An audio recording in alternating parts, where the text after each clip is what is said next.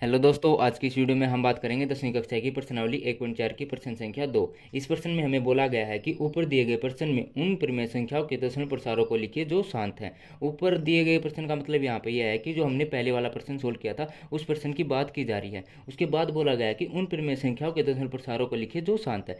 हमारे जो शांत दशमलव प्रसार आए थे वो किस किस प्रश्न के आए थे? पहले वाले प्रश्न के आए थे, दूसरे वाले प्रश्न के आए थे, चौथे वाले के, छठे वाले के, आठवें वाले के और नौवें वाले के हमारे जो दशमलव प्रसार आए थे वो शांत आए थे। ठीक है। उसके बाद हमें यह जानना होगा कि दशमलव प्रसार क्या होते हैं।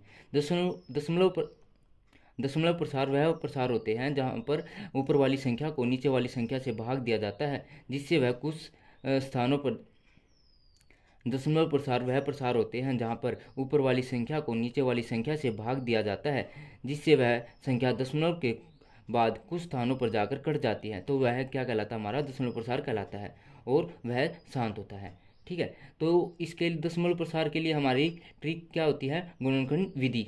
तो इस गुणनखंड विधि के द्वारा हम इस प्रश्न को आगे सोल्व करते हैं। ये हो गया हमारा फर्स्ट पार्ट। सबसे पहले हम क्या करेंगे, 3125 के हमारे जो गुणनखंड थे उनको लिख लेंगे। तो 3125 के जो हमारे गुणनखंड आए थे वो क्या क्या आए थे हमारे? 5 कितनी बार आया था? 5 आया था हमारा 5 बार।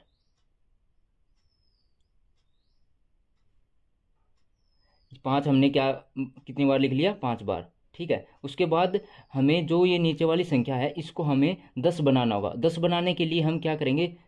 5 बार नीचे 2 से मल्टीप्लाई कर देंगे और हमने इसे नीचे भी मल्टीप्लाई किया है तो हम ऊपर भी मल्टीप्लाई करेंगे 5 बार 2 से। अब इन सभी की क्या कर देंगे? मल्टीप्लाई कर देंगे। तो ये कितना आ जाएगा? 13 मल्टीप्लाई बाय में 32 और 5 की एक बार इससे मल्टीप्लाई करेंगे, मतलब कि सारों की मल्टीप्लाई कर देंगे तो एक 10 आ जाएगा। कितनी बार आ जाएगा? 5 बार। ठीक है। 5 बार आ जाएगा।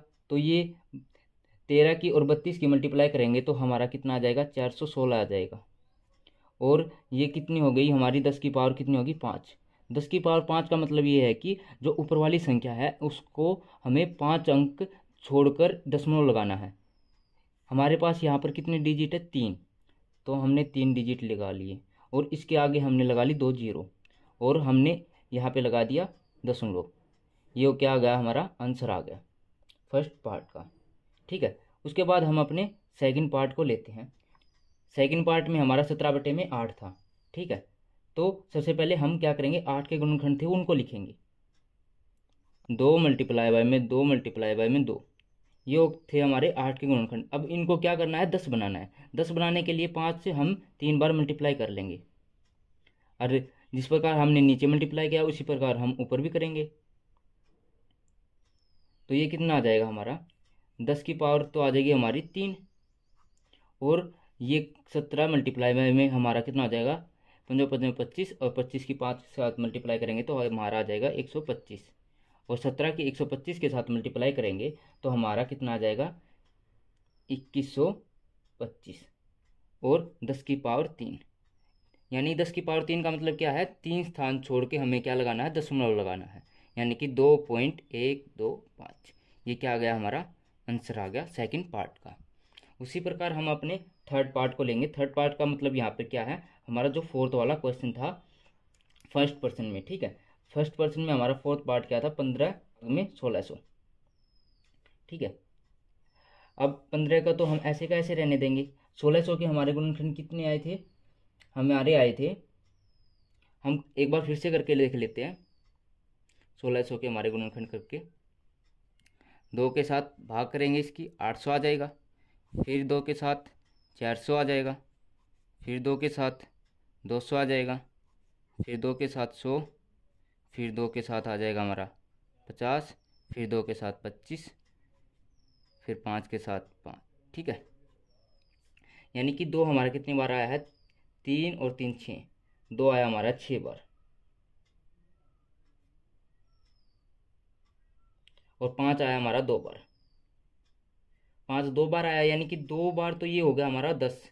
अब हमें 4 बार और लिखना है। क्या लिखना? 5। तो यहाँ पे लिख लेंगे 5 की पावर 4 और उसी प्रकार 5 हम ऊपर लिखेंगे 4 बार।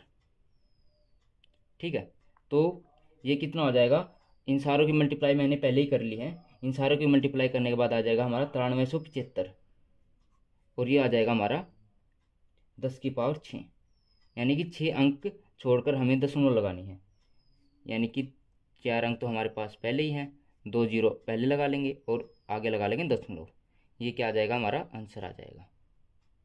अब हम अपने छठे प्रश्न को लेंगे। छठे प्रश्न में हमारे पास क्या था, 23 भाग में 2⁵3 5⁵2, ठीक है, यानी कि 2⁵3 का मतलब क्या है, इसको थोड़ा सिंपली ले लेते हैं।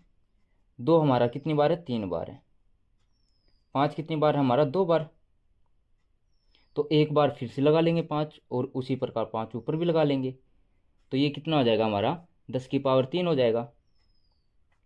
और 23 की 5 के साथ मल्टीप्लाई कर लेंगे हम, तो 115 आ जाएगा हमारा, ठीक है। यानी कि 10⁵3 का मतलब क्या है कि 3 स्थान छोड़ के दशमलव लगानी है।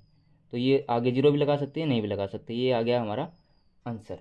8वें पार्ट में क्या था हमारा, 6/15, और इसको हम पहले काट भी सकते हैं और ना भी काटे, तो हम इसको पहले काट लेते हैं।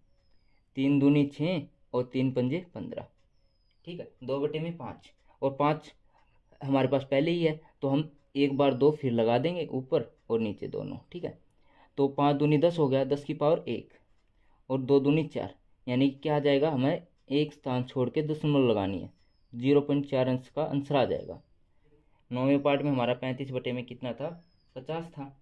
तो इसको हम क्या करेंगे, इसको पहले काट भी सकते हैं और नहीं भी काटें, तो इसको हम पहले काट लेते हैं।